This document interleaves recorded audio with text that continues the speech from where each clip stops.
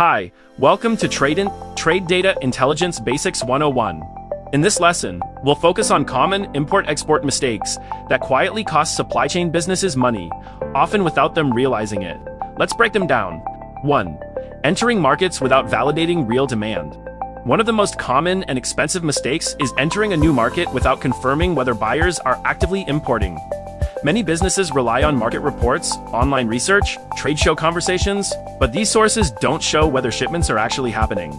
Without trade data, intelligence companies risk sending products into markets that appear attractive on paper, but have limited real import activity.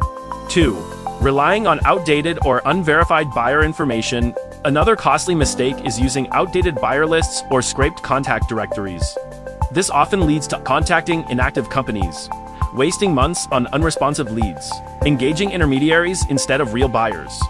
Trade data intelligence helps identify real, active importers, based on recent shipment records, not assumptions.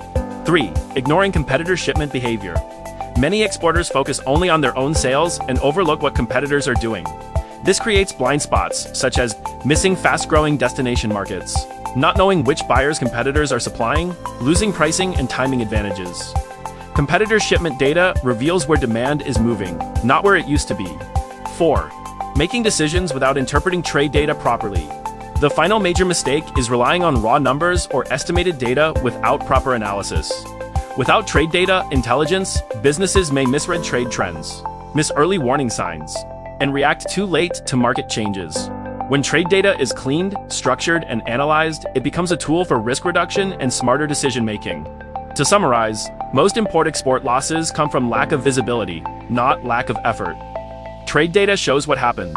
Understanding this difference helps businesses avoid costly mistakes. In the next lesson, we'll look at how trade data intelligence is applied in real business scenarios.